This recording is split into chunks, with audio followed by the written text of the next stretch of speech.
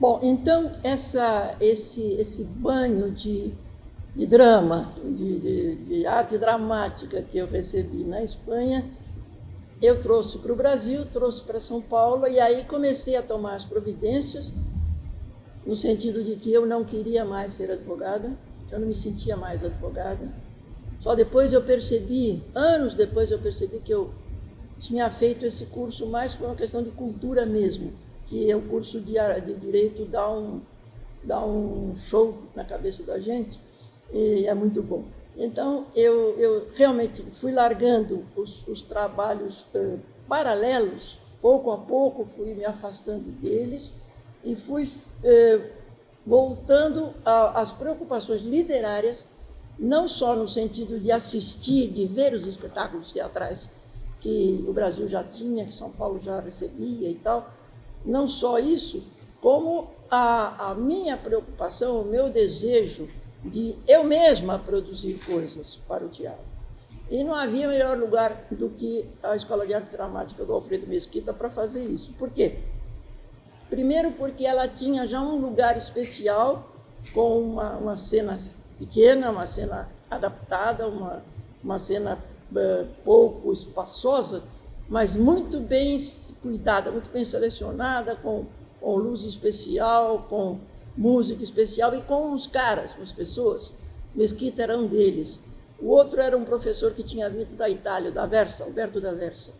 Outro era o Sábato Magaldi, que era jornalista aqui, mas que o trabalho dele no Estado era em relação ao espaço dramático. Ele era o crítico de teatro. Alfredo Mesquita também trabalhava no Estado de São Paulo. Havia outros. Houve um professor judeu-húngaro, judeu-alemão, que para mim foi uma revelação, assim, foi uma coisa caída do céu. Foi Anatol Rosenfeld. Anatol era um sujeito que estava cuidado, a cultura e o conhecimento dele e o amor pelas artes estava cuidado por todos os lados. Quer dizer, não é que ele gostasse de teatro, ele gostava de teatro, de cinema, de música, de artes escritas em geral, de literatura em geral, de poesia. Quer dizer, ele era um cara voltado para as artes e com uma grande facilidade, apesar de ser um estrangeiro alemão, mas que quando ele chegou aqui ao Brasil, ele teve que trabalhar os tipos de ocupação os mais diversos que a gente possa imaginar. Ele foi vender coisas artísticas, peças artísticas, ele foi vender no interior do Brasil. Ele foi naturalmente auxiliado e orientado por outros companheiros e amigos, e ele pegava trem, ele não fazia este carro porque ele não guiava, não tinha carro nem nada, mas ele pegava trem e ia assim para o Mato Grosso, de trem, em Pedro Juan Cavalheiro. Ele ia para lá de trem, parava, descia numa estaçãozinha, na outra, ia vendendo uma coisinha aqui, outra coisinha, e conhecendo as pessoas.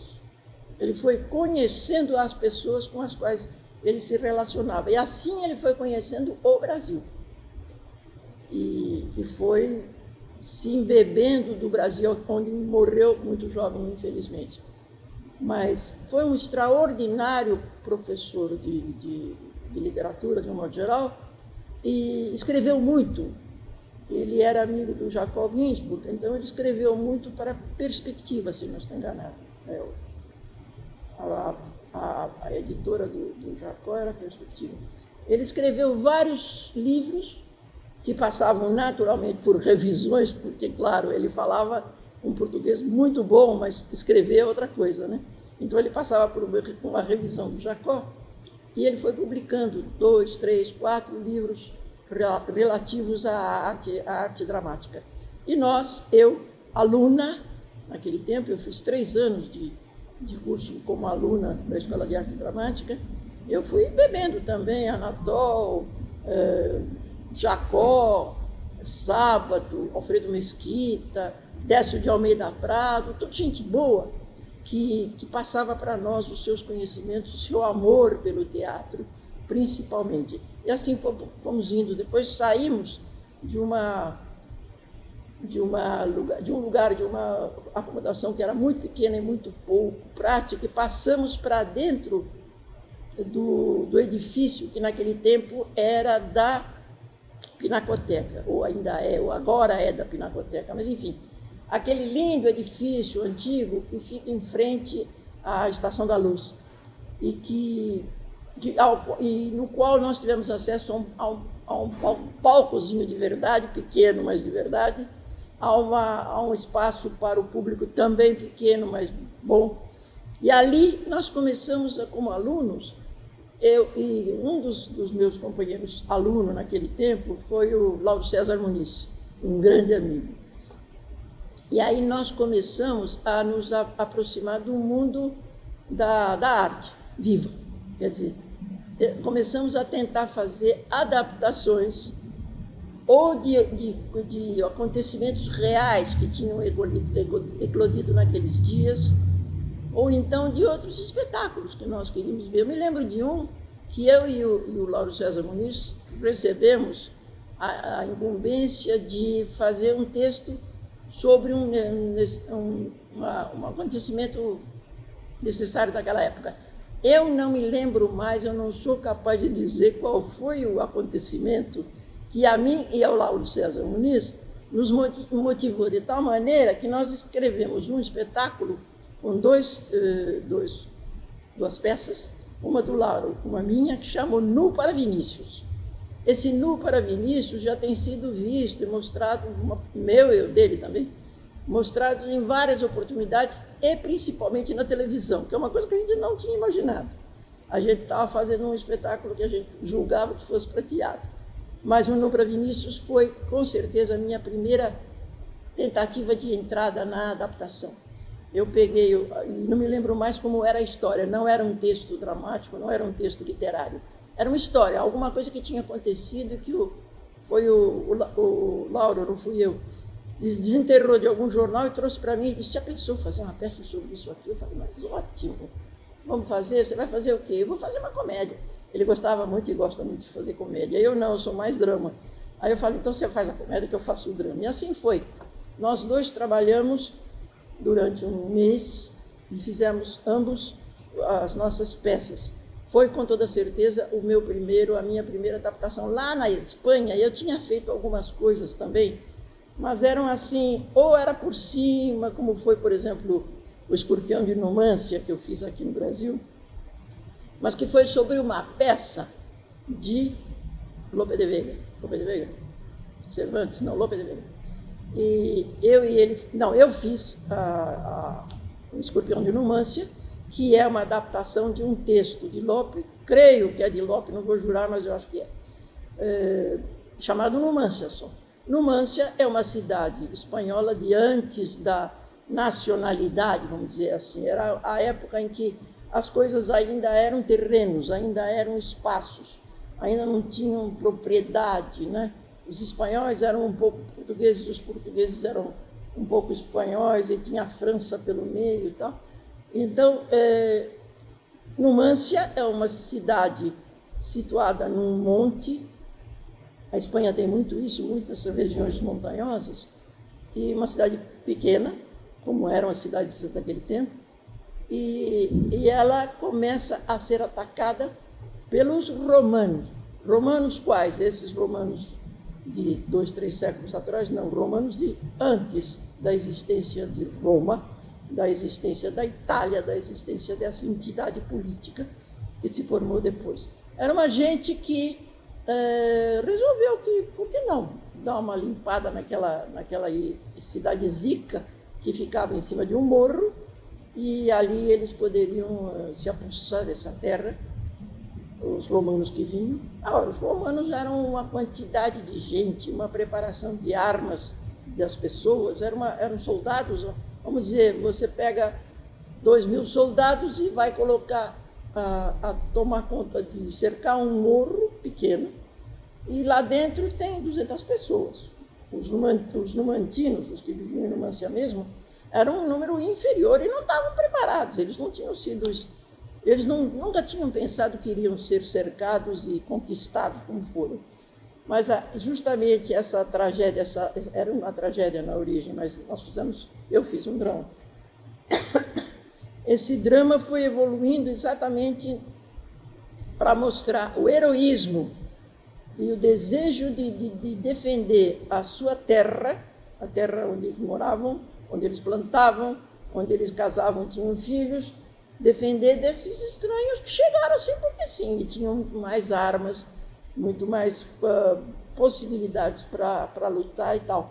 E, claro, os romanos acabam por ganhar a terra, mas a luta, as razões pelas quais os conquistados se ofereciam para lutar e para ir até a morte, depois muitos deles se salvaram, não tiveram que morrer todos, foram acompanhar os romanos na volta para a cidade de Roma, onde eles naturalmente se transformariam em servos, em gente que não tinha mais nacionalidade, ou então, se fosse o caso, em soldados mesmo do grupo que os tinha atacado. Mas a peça original, a minha peça é boa, quer dizer, eu fiz o possível para ela ser boa, né? Mas o texto original é uma beleza. Se vocês tropicarem numa numância qualquer, como texto teatral por aí afora, não deixem de vivê-lo, não deixem de pensar nele, nas razões que são expostas, nas razões que têm os romanos para dizer, por que não vai ter essa bobagem aí no meio de uma terra que é nossa? Porque aquela terra toda era romana, né? Aí tem um sujeito que não são romanos nem nada na nossa terra, por quê? E os numantinos diriam também, mas nós não estamos fazendo mal a ninguém, estamos quietos aqui. Nós aqui plantamos, aqui colhemos, aqui criamos, aqui temos nossa família. Por que nós fomos atacados, nunca fizemos nada a ninguém e tal? Então, é isso que se chama uma das palavras-chave da criação dramática. Conflito. Nunca se esqueçam da palavra conflito. A peça teatral que não tiver conflito, ela está condenada a não ter ação. Por quê? Porque conflito é essa coisa, romano querendo tomar Numância. Numância dizendo, não, porque nós não fizemos nada a ninguém, nós não vamos deixar os Jesus tomarem a terra. Pá, conflito. A terra é minha, eu vou ficar com ela. Não, a terra não é sua, esse trecho todo é romano, vai ser nosso, nós vamos ganhar. Isto é o conflito. Este conflito vai provocar ação dramática. Nem sempre a ação dramática corresponde à ação física. Ali, no caso de Numância, sim, porque é uma guerra, né? Uma guerra, uma luta entre duas equipes, dois grupos de pessoas que estão em luta, cada um pelo que acha que é seu direito. Não, senhor, é meu direito, eu nasci aqui, eu tenho minha família aqui, eu crio os meus animais aqui, eu nunca fiz mal a ninguém, nunca ataquei ninguém, nunca tentei conseguir o que não é meu. E como é que vocês vêm agora fazendo isso? Então, essa é a razão dos numantinos e a razão dos romanos. Ora, todo esse terrenão em volta, toda esta coisa imóvel que vocês veem ao redor de vocês é nossa. Só porque nós estamos lá na planície, vocês estão aqui no morro, então vocês são diferentes? Não, nós fazemos assim, subimos e estamos novamente na nossa terra. Esse conflito vocês vão encontrar e devem encontrar sempre em peças de teatro. Claro, eu estou dizendo sempre, haverá sempre gente que fará peças sem conflito, porque não quer. O teatro, depois de Brecht, depois de vários autores do século passado, os mais importantes do século passado, a ideia de conflito se adelgaçou um pouco. O conflito começou a ser mais interno, começou mais a ser uma coisa, não é mais de comportamento, não é mais eu te mato, não, eu que te mato, eu te atiro primeiro, não eu que atiro primeiro, não. Já começa a ser uma coisa mais interna, uma coisa mais de dentro. Se vocês pensarem numa peça mais moderna, mais do século XIX, Casa de Bonecas. que tem Casa de Bonecas? Tem uma mulher casada, mãe de filhos, que cuida da casa dela, mas que é acusada de ter facilitado um desvio de dinheiro através do pai que precisava não sei o quê. O marido dela era bancário, era um funcionário de banco e tal, e não podia ter acontecido. Moral da história, o marido dela de um lado e a mulher que nunca lhe tinha feito nada de mal, embora tivesse cantadas, mas não tinha nunca deixado essas coisas caminharem, ela de repente percebe que ele está disposto a qualquer coisa para livrar a cara do banco e dizer, olha, esse homem que fez essa coisa, que meteu, que é o pai dela, que era o pai dela, ele morre, meteram a mão no dinheiro que não era deles, mas era do banco, e isso não vai continuar assim. Essa senhora, minha mulher, ela moveu algumas coisas que não devia ter movido para salvar a vida e a honra do pai dela, mas eu tenho a minha vida e a minha honra aqui. Como é que faz? Marido, mulher, pai, banco, até que ela, durante a peça toda, ela vai tomando conhecimento e que em certas coisas ela nem piava, ela nem podia dar palpite. Ela se calava porque ela era a dona da casa, ela cuidava das crianças, ela tinha empregadas, ela não era uma mulher sacrificada pessoalmente. Ela tinha quem a ajudasse a criar os filhos, quem a ajudasse a cuidar da casa. Mas quando ela chega num momento de opinião, de honestidade, de moral, peraí, eu sou mais meu pai ou eu sou mais meu marido? Como é que eu fico? Até que chega um momento que ela dá de cara com o marido e diz, puxa, mas pensando bem, eu vou sacrificar a honra do meu pai, que não tinha feito nada de errado, apenas pareceu que o que ele fez foi errado. Só porque meu marido é meu marido e ele manda aqui em casa e por causa disso eu vou calar a boca e tal, não. Então eu não vou calar a boca, eu não vou deixar que ele seja salvo, seja considerado o bom, o honesto, o honrado, só porque eu deixei que meu pai fizesse uma coisa sem cuidado, sem se preocupar com o que iria suceder depois. Eu vou me embora, eu vou sair da casa. Aqui nessa casa, dentro da casa, com os meus filhos, com meu marido toda noite na minha cama, com toda a organização social dentro da casa, os empregados, as pessoas e tal, eu nunca vou conseguir que uma palavra minha, uma posição minha, se sobreponha às posições e às palavras do meu marido.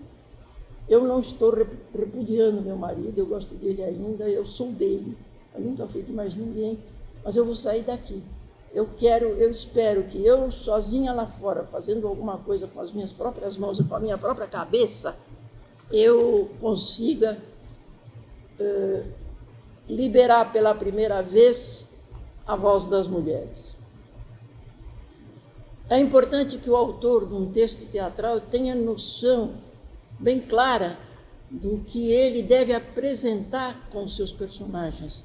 As personalidades vão ser apresentadas e elas têm que ter uma diretriz, têm que ter um caminho. Claro, esse caminho pode ser tentado a cair, pode ser sofrer violência, pode ter de tudo, mas ele é um caminho que o personagem deve seguir e deve ter consciência disso. Isso é que vai proporcionar uma outra posição contrária, que vai criar aquilo que a gente chama de conflito, que é assim que se chama, e que essas duas forças vão criar uma ação, uma coisa um movimento que é próprio, unicamente próprio do teatro, que é a ação dramática.